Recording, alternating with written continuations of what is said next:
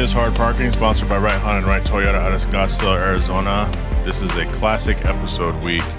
Throughout the course of this year, I've had a lot of guests, a lot of good episodes. Of course, I would never make you listen to me in its entirety again, but this week we're going to go back a few months to my guest Brandon out of Tucson, Arizona.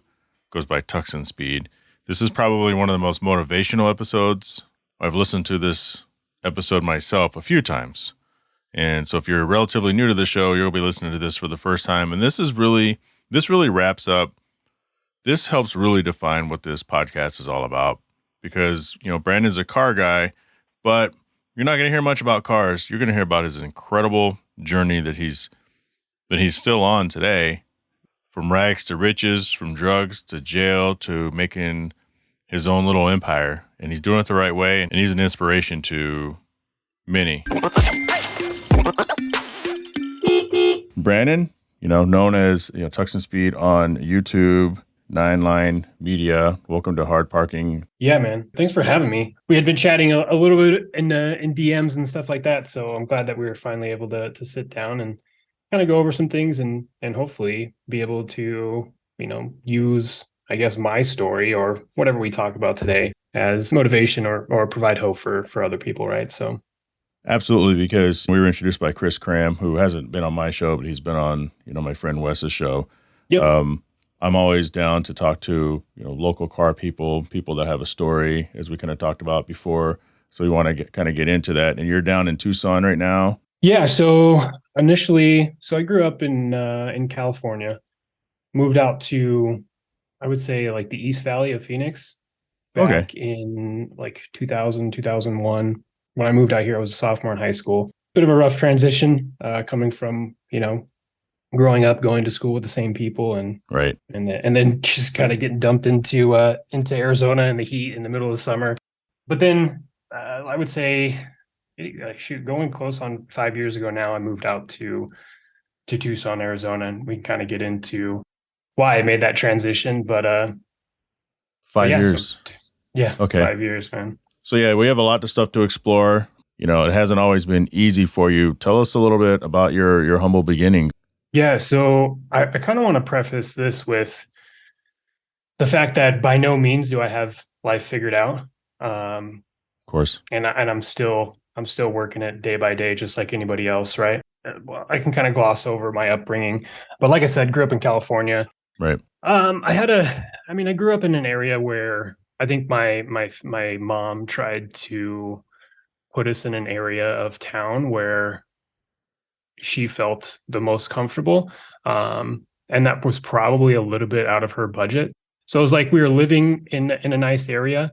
However, like it was never a matter of having like money to do things, or we didn't have the nice stuff like the neighbor kids did and stuff like that. So that's kind of where things started.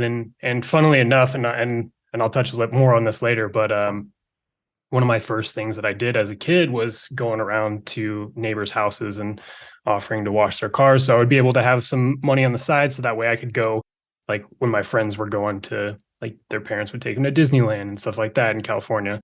Their parents would take them to Disneyland, and I would have some extra money to be able. And I started to doing that as I want to say like younger than 10 years old. So very early on, I kind of found this entrepreneurial spirit within me. And it's kind of funny because it's almost come full circle. But like I said, I'll get back into that. So I grew up in California. Around 13 years old is when things started to get kind of rough for me.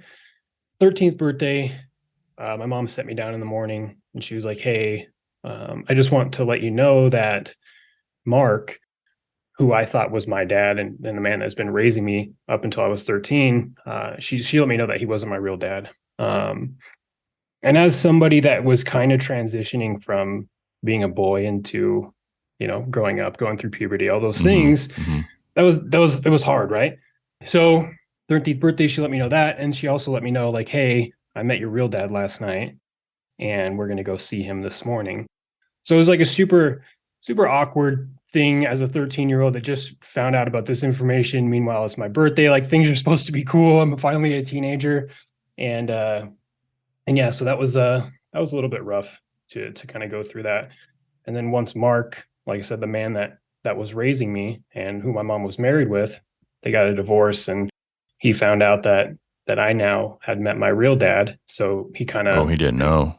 yeah. So he didn't want, and after that, he was like, he didn't really want to have anything to do with me, and that's hard to deal with too. He's my younger sister's biological father, and he was still in her life and kind of put me by the wayside. At least that's the way that I felt as a 13-year-old, right? Right.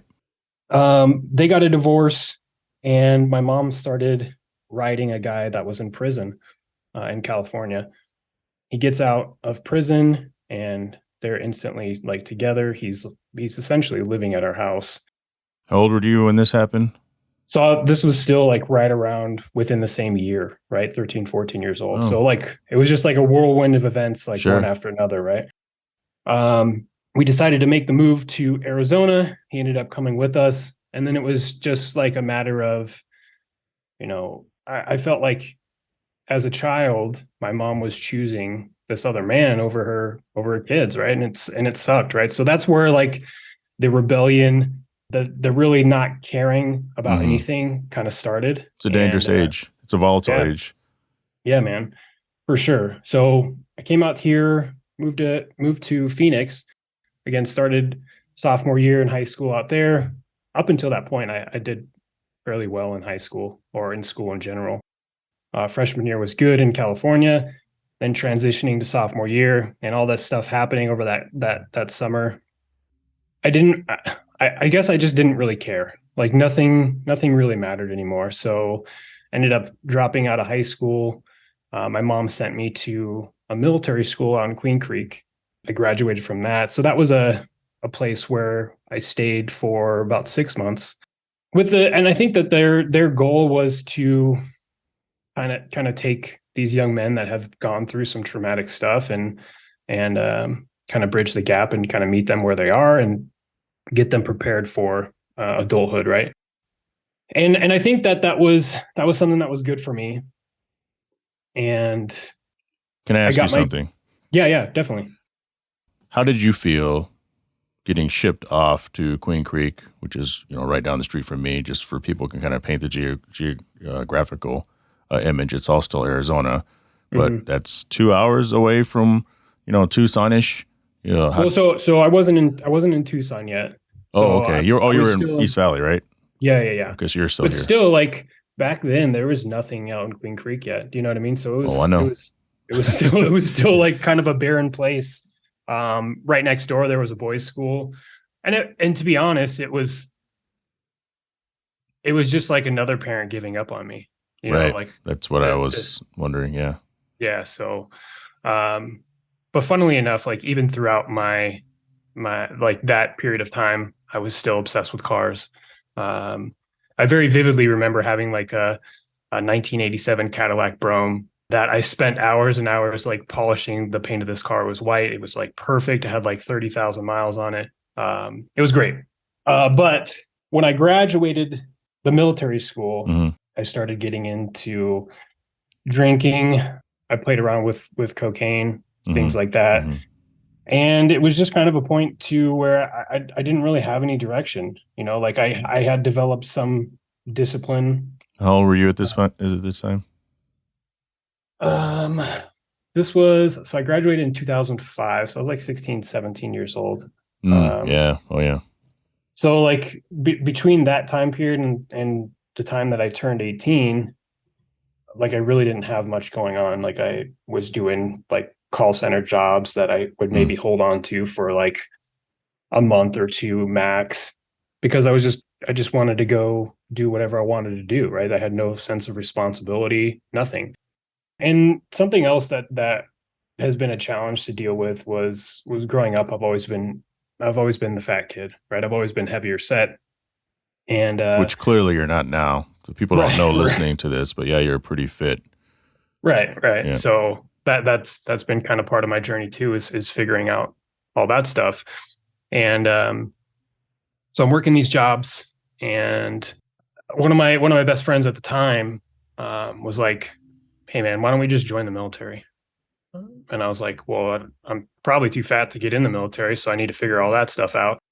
We met with some recruiters. He ended up joining immediately and kind of leaving me here.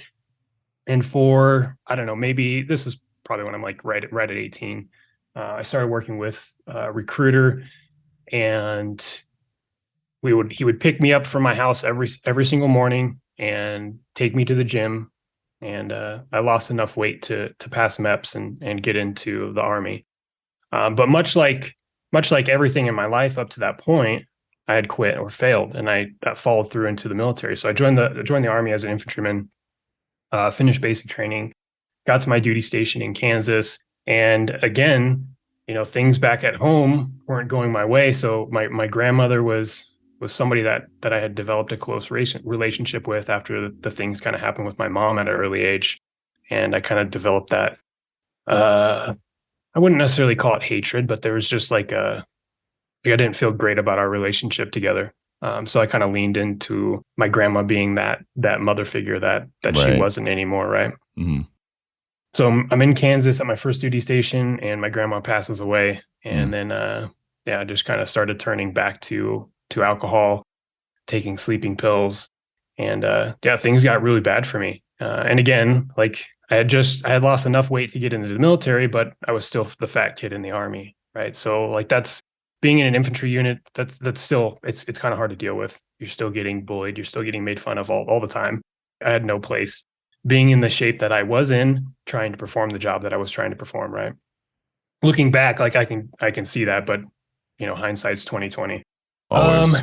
Yeah. So I'm dealing with my grandma passing away. I wasn't able to be there for that, which was heartbreaking at the time. And I wasn't equipped with the tools to be able to deal with that. So for me, mentally, it just wasn't a good place to be in. That was actually the first time that I tried to kill myself. So was drinking, taking sleeping pills, ended up texting my mom or calling my mom and saying goodbye and doing all this stuff. I don't remember it. But if that's any indication of kind of where my headspace was at, then yeah. So she ended up calling my first sergeant at the time, got into seek some mental help. They put me in a mental hospital for 2 weeks to kind of evaluate me, which was again like this crazy experience. And over the course of the next year or so in the Army, I ended up getting processed out. It was still an honorable discharge, but for mental health issues. But if I look back on it now, it was an excuse, right? Is that the Army giving up on you? Because I mean, you have like this mental string of people just kind of giving up on you, and I can identify with that a lot. There's some parallels going on here. But at the time, is it, I'm glad I'm out, or, screw them, they don't want me around either, or what was going on in your head? I would say it was kind of a mixture of both, right? Like there wasn't any like, hey, we're going to help you get through this. It's just like, hey, this is what you have. This is what's going on. And see ya. Yeah, we kind of got nothing for you, which sucks. Yeah. And yeah, so I got out of the military. I happened to find a relatively good job at Bank of America. I was a foreclosure portfolio manager, doing something completely out of the realm that I've ever done before. And I tried to step off on the right foot. When I came back to Phoenix from Kansas, I got an apartment with a buddy. We ended up getting a house. I was working. I was being a productive member of society. Things felt good. And then I started seeing a doctor. I had some back pain going on. And of course, being really overweight all my life, of course, I'll probably have some back pain. The doctor started prescribing me Oxycontin. And by no means should I have been prescribed the level of or volume of medication that he was prescribing. And that was the gateway, right? That opened up everything for me. So not only was I taking these pills, but I also realized that it was a substantial side hustle that I could sell some of these pills and be able to make a ton of money to supplement my income that I was working for at Bank of America. And it just got to the point where I was taking more than I was getting rid of. Sure. And then my prescription would run dry before the month. And then I was having to figure out other things because now I'm dependent on this opiate and I get sick when I can't have it or when I don't have it. And that just led me down the probably the darkest path that I think that I'll ever go down. But it went from taking pills orally to trying to smoke them off of tinfoil, Mm-hmm. to then heroin, and then to IV use of heroin. So injecting heroin into my arms, Right. track marks, all that stuff. And then it led to methamphetamines and all this stuff, man. And it was just I couldn't get out of it. All started from opioids and a mental state. Right. Yep. Right. But in reality, it's like, and it took me some time to figure out, and to, well, like when I was in recovery, now it's like the substance abuse was just a mask of like the real underlying problem. So for me, I had to go back and deal with all that stuff, right? Because I never had a chance to. But yeah, so And what now I'm is that? using And what was that? And then well, what's a couple questions? What was yeah. that? And what's going on in the world around you, the people around you? Yeah, so I think what that was is kind of all the stuff that I brushed on when we first started, right? All the stuff that happened to me as a kid, Mm-hmm. and holding grudges against people, and all these things, right? It just tore me apart, and that was my way to cope, right? To mask all those feelings and to run away from all my problems, because that's the only thing that I knew how to do. Yep. I was never, uh, you know, I never had a positive male role model in my life, after, 13 years old. After Mark. And right. And, here we are. But to get to your point, after, when I'm starting to use, the people that I surrounded myself with were the people that were doing the same thing, right? They're not friends, but we had a mutual interest in making sure that we could get high on a daily basis. So those are the people that I surrounded myself with. It got to the point where I was trying to produce fake prescriptions. So I'm somewhat computer savvy, and I use that, I guess, in that circumstance to my advantage. And what I would do is I would just get on Photoshop and Photoshop a fake prescription and print it out and take it into Walgreens, and they would give me Oxycontin, a bunch of them. Right. So now I had this way, or this hustle to be able to get pills for free, or whatever it costs for a prescription, and I could turn around and sell them, and then now I have money to support my heroin addiction, and that's what I did for some time until I got caught. I was gonna say, is that what ultimately did you in? So that was the first one, yeah. Oh, So okay. yeah. It gets worse. So I ended up getting arrested for forgery for doing that, and I ended up doing a year in prison. So out in Florence, Arizona, I did a year there. And during my time there, I did exactly what I was doing on the streets, still hanging around the wrong types of people, trying to be a part of the prison politics, so to speak. I was getting high in prison still. It's just as readily available as it is on the streets, just costs a little bit more in there. So I would do, like, while I was in prison, I would do like little side hustles in prison, trying to make some commissary so that I could support my habit inside prison. Getting close to my release, like towards the end of that year, I decided to like, okay, well, I should probably get my stuff together before I get out. So I started working out, started to go to AA meetings, things like that, got clean, and wanted to get out and kind of step off on the right foot, but I didn't have a plan, right? I wanted to do better. Was it scary? It was, man. Like that day is coming.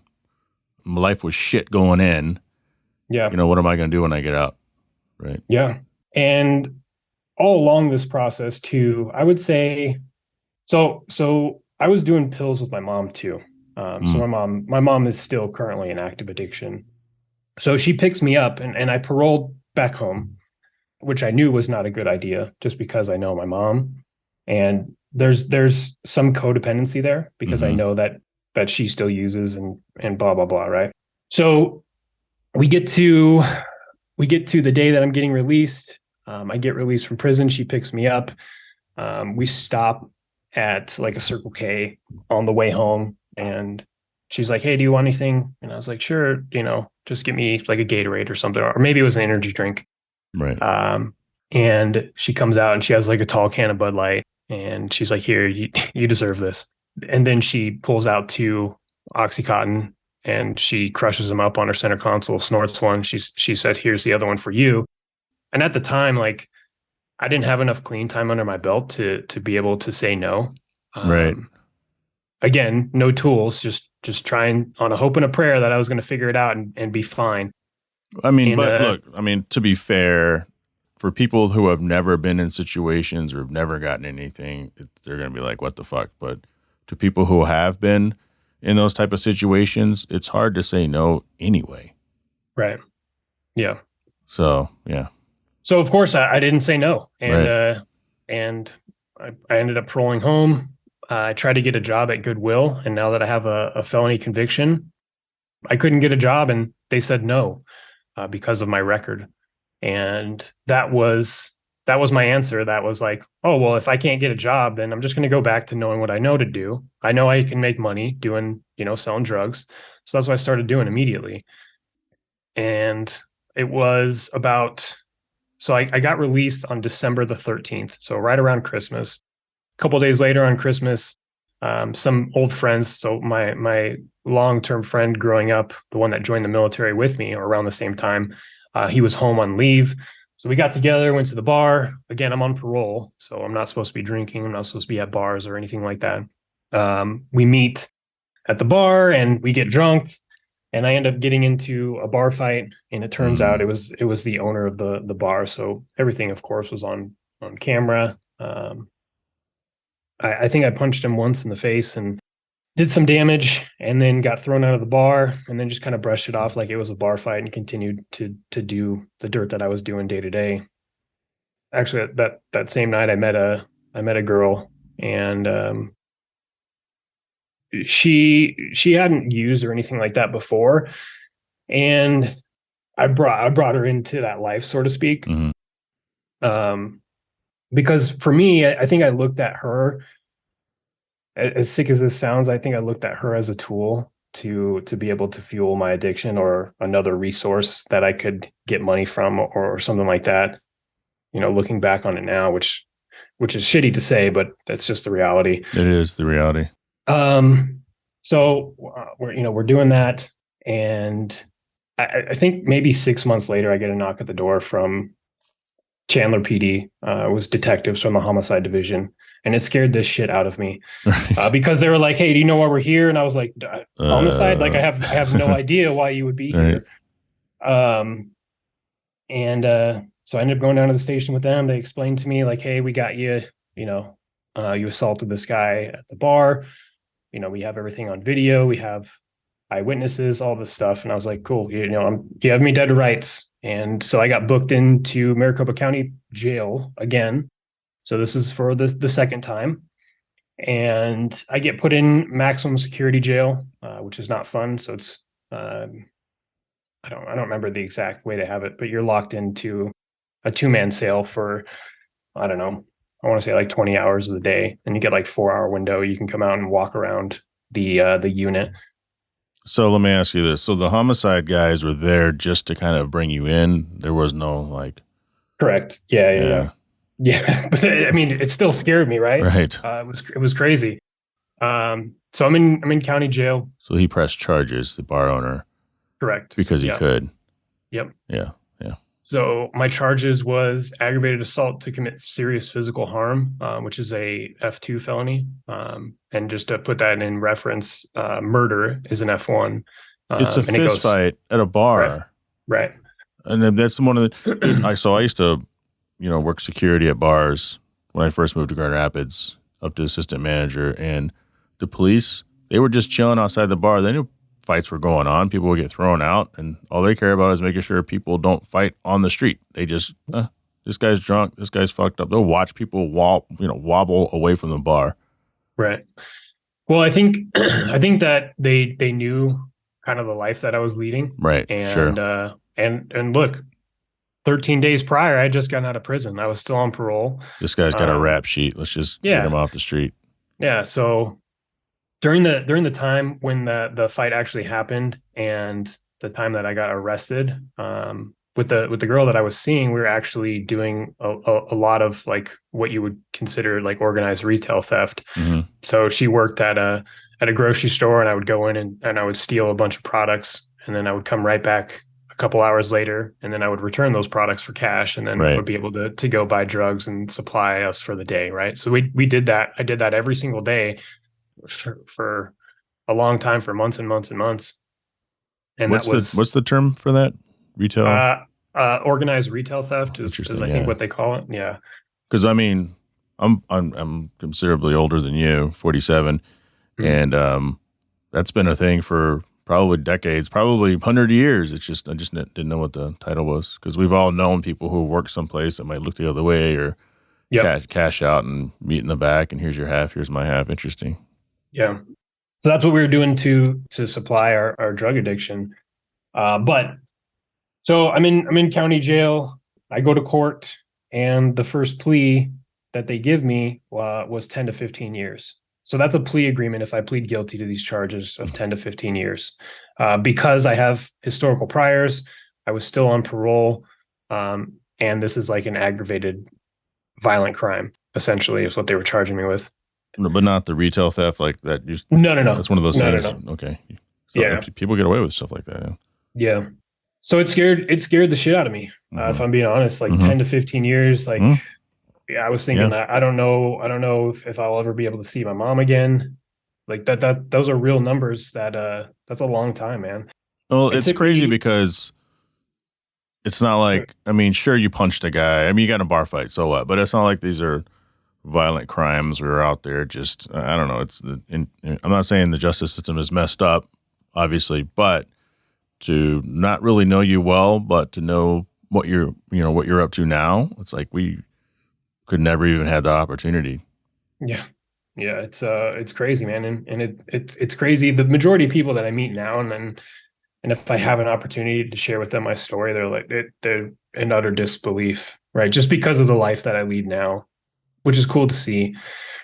But I'm in county jail for about 60 days until I can get enough money pulled together to bond myself out. So my bond was set at $25,000, and in Arizona you have to come up with 10% of it, and then you can go through a bail bondsman to get out. Mm-hmm. So it took me about 2 months to get $2,500 together, bonded out, and was going to try to fight the case because anything that I could do to get around the 10 to 15 year charge is good, right? So I ended up fighting it for like a year, and I'm still doing the same stuff, right? Still using every single day, just showing up to court when I have to.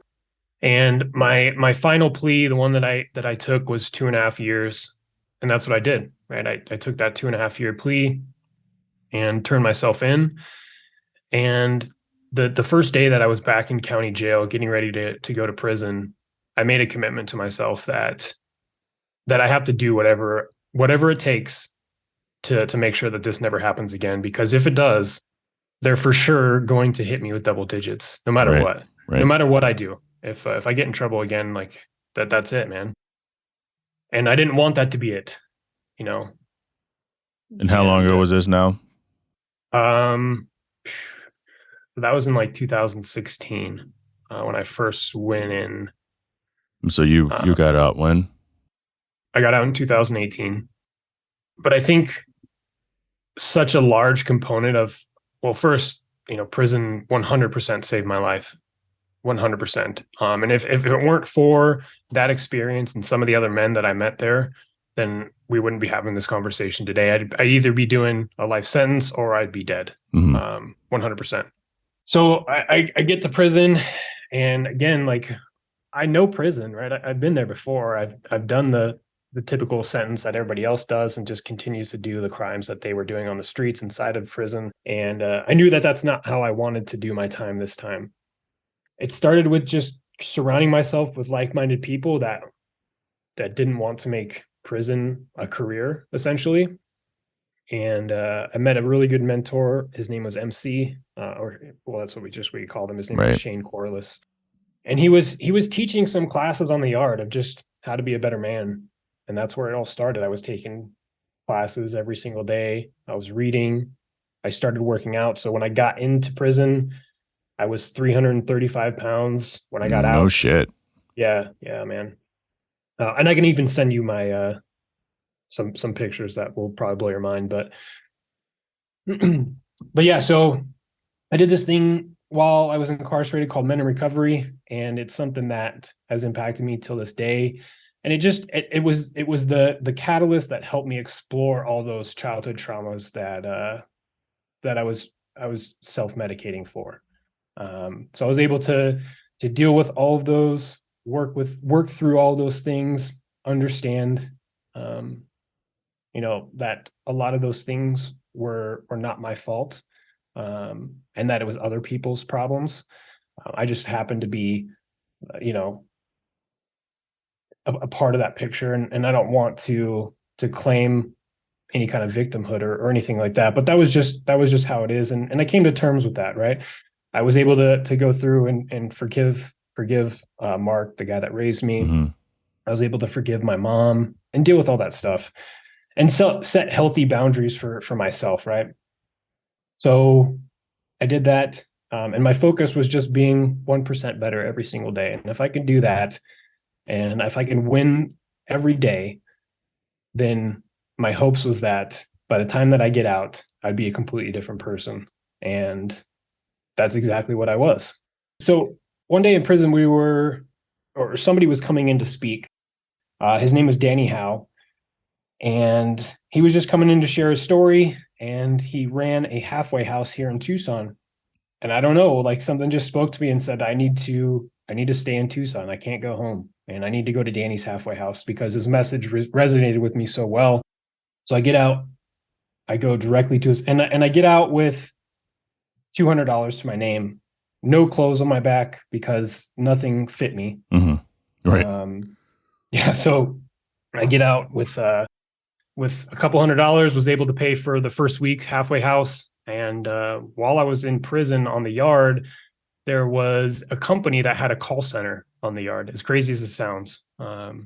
It was called the Hometown Hero Project. So they were essentially like a marketing company, and they would have inmates call local businesses, real estate agents, things like that, and try to sell them ad space for like TVs that are up in VFWs, in like restaurants and stuff like that, so they can put their ad on the TV, right? Yeah. And I didn't work there at all. And a couple of days, or I would say a couple of weeks before I got released, I seen the owner walking on the yard of the business, and I just went up to him and shot my shot, man. Like I was like, "Hey, I know I've never worked for you, but I will be the best employee that you've ever had.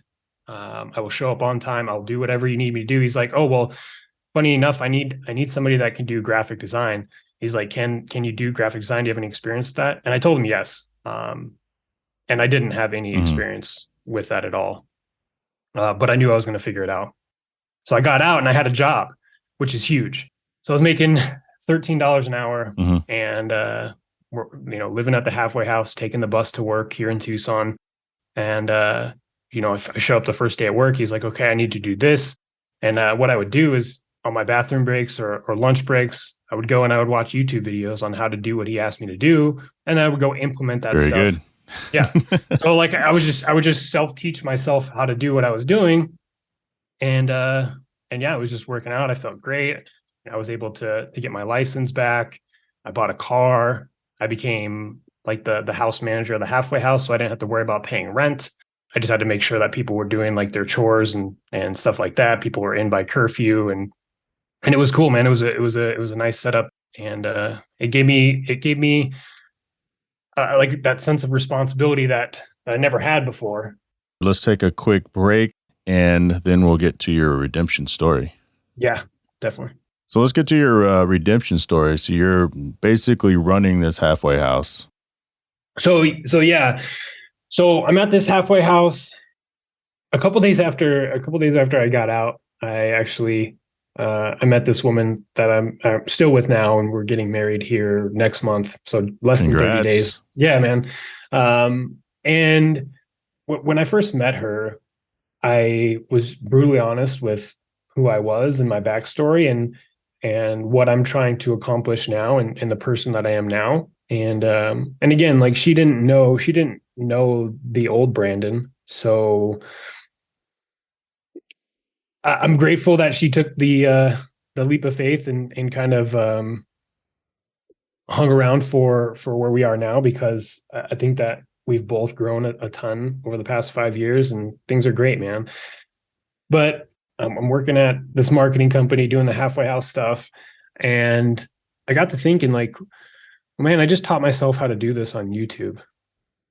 What else can I do? Right? What other, since I was so good at hustling the bad stuff in my past life, like what can I do for good, but still maintain that same like hustle mentality? So I started watching videos, and what I started doing was selling books on Amazon. So after work, I would go to local thrift stores and I would scan a bunch of books that I could buy for a quarter. And then I would turn around and sell them on Amazon for like $25, $30. Right. Right. And that's what I was doing for a long time. And it supplemented my income. And then I got to thinking, I'm working at this company, I'm making $13 an hour. And sure, it's a job, but not a lot of money. Right. It's not a lot of money. And I think that I could probably run the business. I could do what he does, but I could probably do it better. Right. Because there just wasn't too much focus on customers, like customer satisfaction, things like that, and getting like actual results for people in terms of marketing. So I started researching about starting my own business. And there was somebody else that had actually worked for the company that I knew from Phoenix. We were in prison together, and he got out of prison, was on the right path too. He's working for the company as a sales guy on the phones out in their Phoenix location when he got out of prison. And I just was like, hey, I think that we could probably do this better. What if we were to start a business? I'll do all the back end stuff. And at the time we were thinking about doing like websites and ads and things like that for clients. And I was like, why don't you just focus on the sales? And I think that we could come to make a decent living for ourselves. So that's what we did. So I started building this business while I was working there, kind of just under wraps, not really talking about it. The business partner ended up getting fired from the company. On his way out, he was saying, hey, me and Brandon are working on this business and we're going to take over. Which is crazy. And the next day I go into work and the boss calls me in the office and he's like, hey, I got to let you go. You're essentially trying to compete with us. And he's like, and I don't think that you're going to be successful. And I use that as motivation to make it work. It didn't work out with the business partner. Some things happened. He stole some money from me, or so like from the business account. So I had to go through the process of getting him off the LLC and the bank account. And that was a headache, but we got through it. So now my back is up against the wall and I have to make it work. Right now I have bills, I have rent to pay, I have a car, I have insurance, all that stuff.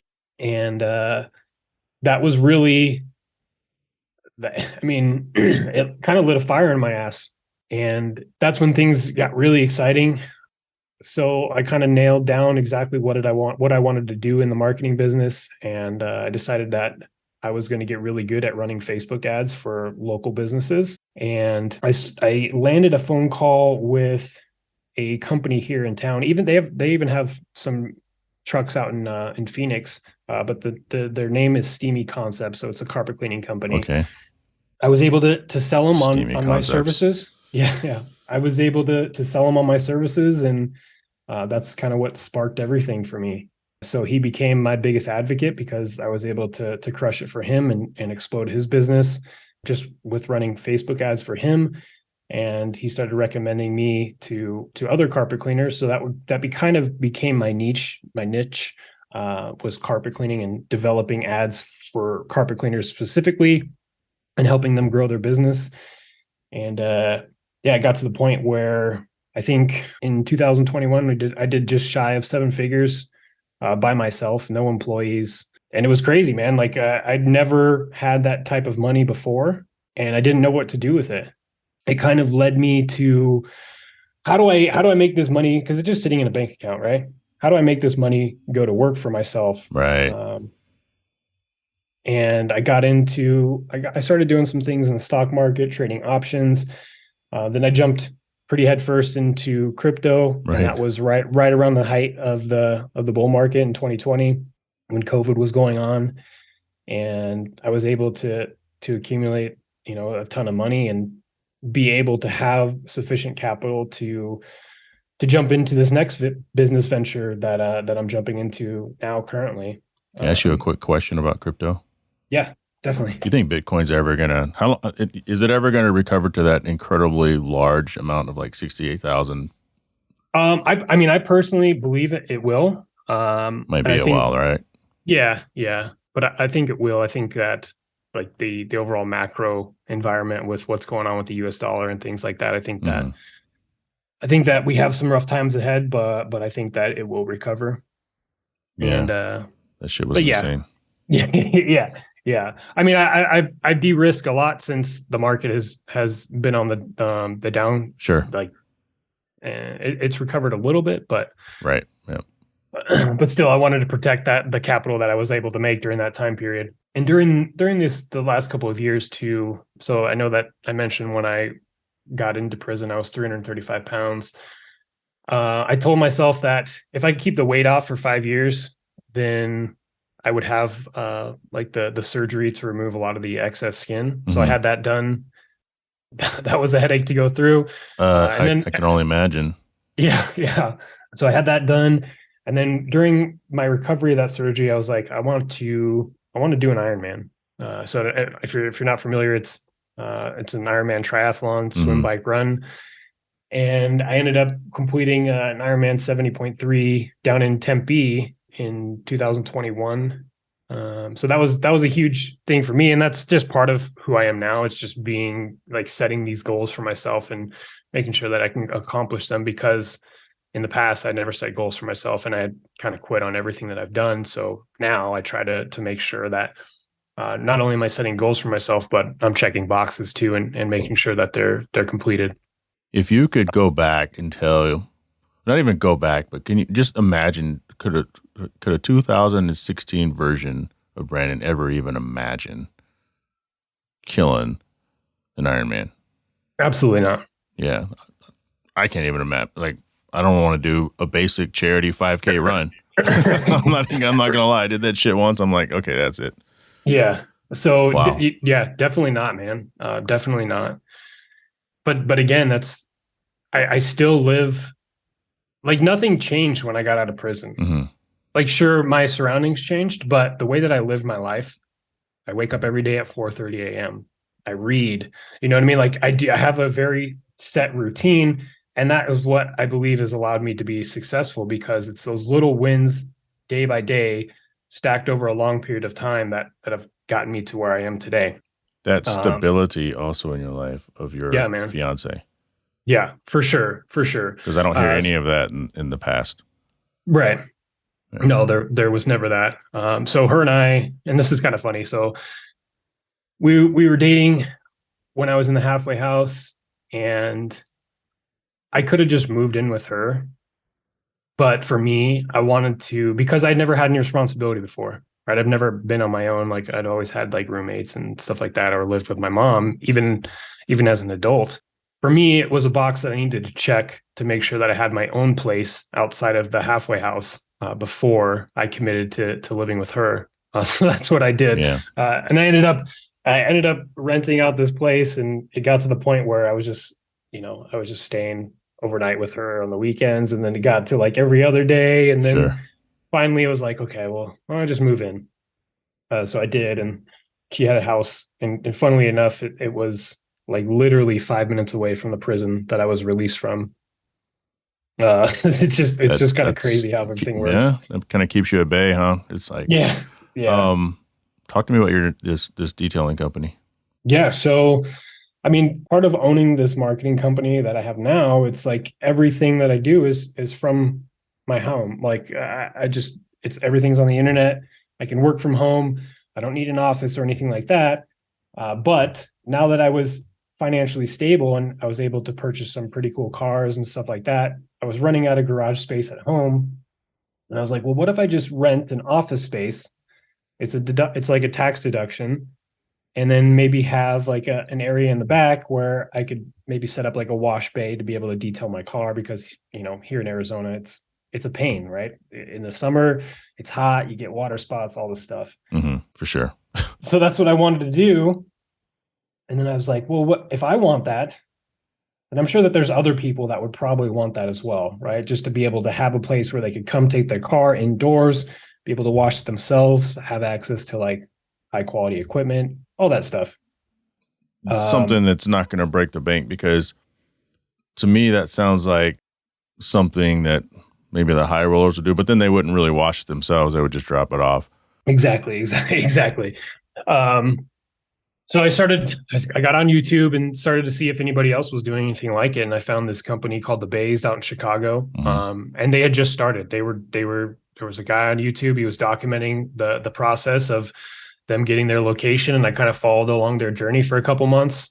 And then last year I finally reached out to him and was like, hey man, like I'm very interested in doing something similar. Would you be interested in me paying you for your time so we could sit down on a Zoom call and we could just kind of go over how the experience has been for you so far? So that's where it started. And, I met with him a couple of times. Super nice guy. He was totally open to sharing how things went for him. And he was like, hey, we're thinking about franchising. And I was like, well, cool. Like I'm all over that. Because I'm either going to do it myself or I'm going to do it with somebody that's already done it before. Sure. So I flew out to Chicago, checked out their location. So they have 2 locations out there, and it was a great experience, man. And it's exactly what I kind of envisioned in my mind, a place where you can go and there's kind of like this sense of camaraderie too. It's just a bunch of guys hanging out, washing their cars, enjoying. It's like a cars and coffee on steroids, if that makes sense. It does. Yep.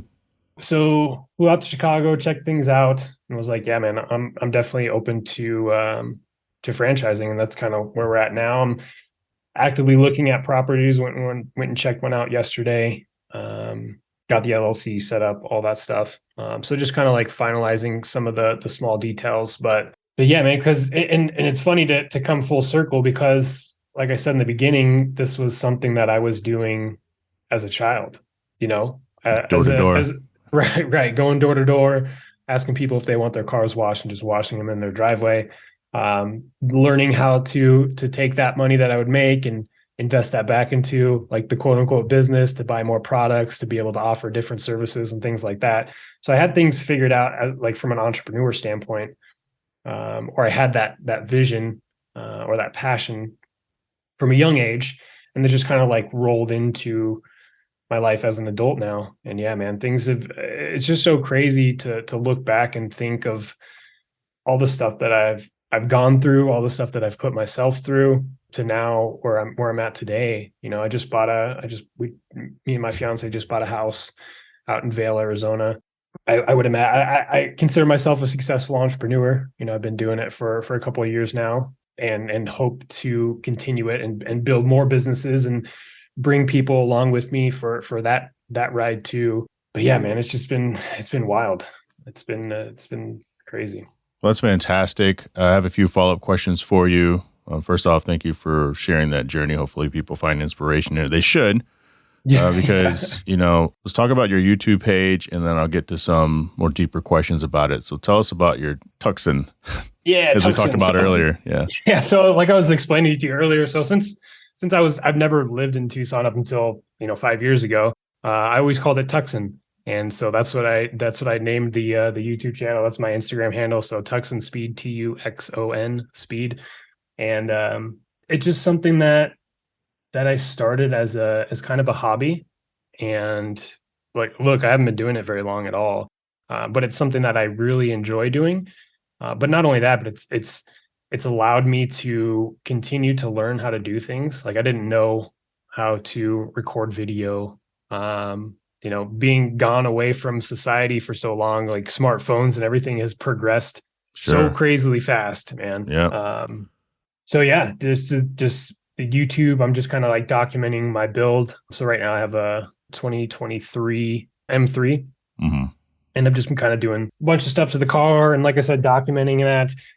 Before that, I had a Gen 5 Viper. I saw that. Before that, I had a 2019 ZR1, which is, if you know about Corvettes, it's pretty rare, king of the hill type car. But yeah, man, and I've just kind of totally immersed myself into the car culture here in Tucson. It's not like it is in Phoenix, I'm sure, but it's something I enjoy going to Cars and Coffee every Saturday, meeting people, getting to know them, getting to hear their story, what they do for a living, and all that stuff. And it's something that I'm super passionate about, and that's why I'm so excited for this next business and building that out, right? So going to Because the cars, why do yeah, you, it sounds like you've had these cars and you don't have them very long. yeah. You build, I mean, I don't know what you would have done or needed to do to that ZR1, but I know that, you built the shit out of that Viper. Mhm. Your BMW, I'm looking at it right now, and I've watched the videos. You're building the shit out of this. Where do you think that comes from? Making up for lost time? I think so, because even as a kid or as a young adult, I think that those things were so far out of my reach Mm-hmm. that I didn't like. It wasn't for me, right? It was for other people. It was for successful people, and I wasn't that person. Mm-hmm. Yeah. But I always had a passion for them. You know what I mean? Like, I had the Lambo posters on the wall as a kid. Like, even growing up, when I moved to Phoenix, I was in Awatuki, so that's kind of like a wealthier neighborhood, but it was still the same thing, right? Like, we would struggle to make ends meet. Granted, we were living in a nice part of town. It was like all my friends that I went to high school with for that year, they drove really really nice cars to school. And again, it was just like something that was always out of my reach. But now that I can be able to afford myself those types of things, uh, I'm able to lean into that and really enjoy that, if that makes sense. It does. With regard to having the record that you have Mm-hmm. from a job aspect, how frustrating was it, coming out, and I would assume you probably tried to do or applied for a few jobs and they just wouldn't give you a second look, or you already knew at that point, what's the point? I have to find something else to do. Yeah. It is, man, because even right now, as like, even where I'm at in life right now, it would be hard for me to get a job at like Circle K or something like that, Right. let alone find housing, right? Like, I can't go rent a house from somebody. I can't go rent an apartment. Like, sure, there's certain places I can go, but those are usually in the not best areas of town, where drugs and everything are rampant there anyways. Um, so yeah, like, that's kind of a crazy thing, but I feel like I got used to, or at least, this new person, this new Brandon, got used to being told no, and I use that as motivation now. Like, Sure. when somebody tells me no, it's like, okay, well, watch me. You, Exactly. you know what I mean? A couple weeks ago, or I would say like last month, I went back into the federal prison right up the street and was able to speak and share my story. And that was one of the goals that I set for myself while I was incarcerated. And I have it written down on a book still That's that I awesome. look at occasionally. It was like, within the first 5 years of my release, I want to come back to prison not wearing orange and be able to share my story. But you So have I've to done make that. sure you had success to do it, and you're fucking killing it right now. Exactly. Because I knew that if I could get clearance to come back in as a felon, then I would be doing the right types of things in my life, and I'd be on the track, right? So I got to do that. I've got to go back twice now. So first time I went to the maximum security federal prison and spoke to, I don't know, about 20, 25 people. And then I went back a couple weeks later and went to the medium custody unit and got to speak to about 50 to 60 people. And that was such a cool experience, man. And this is exactly why I reached out and wanted to come on the podcast and just be able to share my story, right? Because I seek that fulfillment from doing that. And also too, I feel like there's a moral obligation to helping other people, because if it weren't for the people that helped me along the way, then again, like, I wouldn't be here, you Right. know?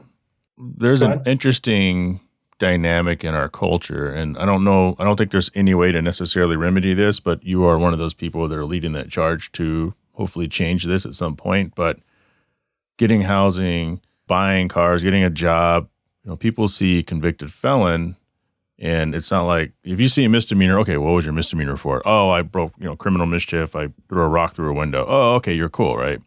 Mm-hmm. Or you broke into a car, or you stabbed somebody, but in a bar fight, right?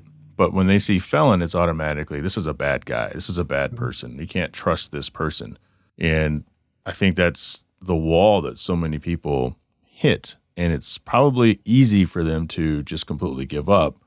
And was there a point in your journey where you're like, fuck, it's not going to get better? Or were you just so determined to turn it around where it just didn't faze you? I would say that after my second incarceration, when I got out, and like even now, nothing like that will faze me. Just because like I know, like I believe in myself now. Sure. And sure, like people are going to have their opinions, and that's fine. And sure, it does make it harder if you're wanting to succeed as a felon or somebody that has a criminal background. Right. But at the end of the day, like those are things that are out of your control, right? So for me, even now, I just focus on the things that I can control. What can I control? I can control the things I do on a day-to-day basis. I can control what I put in my body. I can control how often I work out. All those things, right? I can control how I choose to interact with people within the business, all that stuff. You can't control if I choose to judge you because you're a felon, former, facts, yeah. Which I don't. I think it's awesome. Yeah, no, and there's plenty of people that operate under those. There's a lot of people. I would say the majority of people are going to judge you before getting an opportunity to even know you. But it's interesting too, because there's a lot of people that either have been to prison, or have a family member that's been to prison or is currently incarcerated.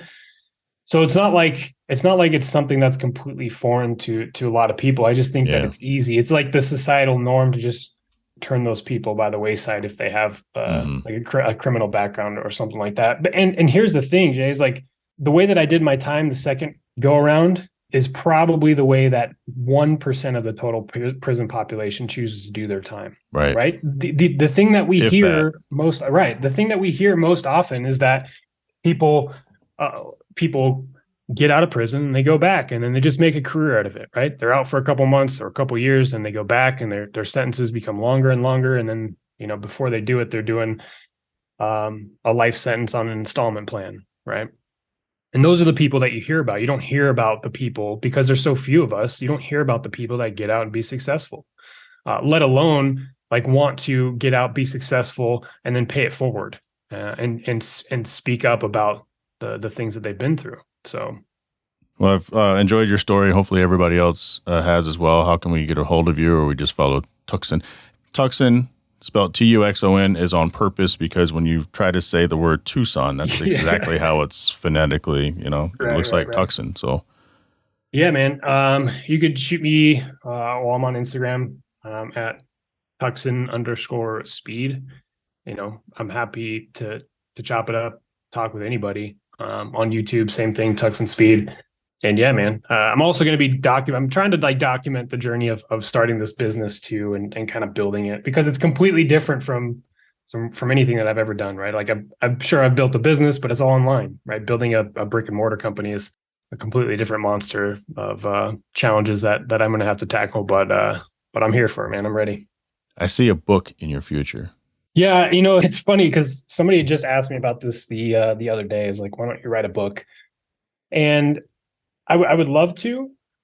I think at least in the the online business space, there's so many different types of like business coaches or life coaches who don't really do this stuff. Like that's their main source of income, is that they're a coach.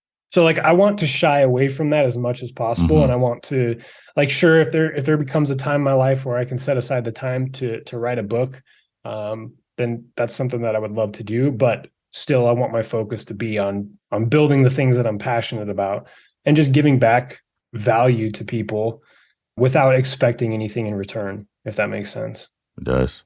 Brandon, thanks for your time. Yeah, man. Thank you so much for having me. And we will meet one day. I need to come down to Tucson Cars and Coffee. I'm about 9 years late on that. Yeah, I need to come down to Phoenix because I hear they're all the rage, man. It's so much bigger out there, and like here you see like the same couple cars every weekend, right? It's just it is what it is. But yeah. Cool, man. We'll talk. Okay, thank you so much. Thanks, Brandon. Hopefully all you enjoyed that classic episode with Brandon of Tucson Speed. Next Monday is Christmas Day. I will be throwing on another classic. So I'm going to tell you right now, have a Merry Christmas. Be safe out there. Hopefully you get everything you want. It's not all about gift giving, but at least in America, that's all we seem to really care about these days. Man, this year came and went, didn't it? Pretty fast. If you like what you heard today, go ahead and hit subscribe. Leave a comment. Leave a review. Want to thank Right Honda and Right Toyota for oilonline.com, Sales Shop Wireless Services. My Patreon business supporters like Kuya Automotive out of Winter Garden, Florida, Automotive Specialty Tool out of Owings Mills, Maryland, Bell Construction out of Caledonia, Michigan, Beak House Small Home Design out of Ashburn, Virginia, and Traverse City, Michigan. And last but definitely not least, Shaping Success with Wes Tankersley out of Boise, Idaho. If you're in a position to help the podcast upgrade, you can join the Patreon for as little as $3 a month. That's Patreon.com/hardparkingpodcast. Special shout out to Mark Stoneman, Catherine Cox, Sadie Ramos, Richard Graves, Byron Jones, Bo Jung, Alice Gamina, Drew Bunkley, and Yasu Chiba. Email the show at hardparkingpodcast@gmail.com. If you have any questions, follow me on Instagram at jfinning. Join the Hard Parking Violations Facebook group. And remember, I can't grow without you telling the world how great the show is. Let's do this. Let's grow this thing together. And you'll get another classic next week. Shut up!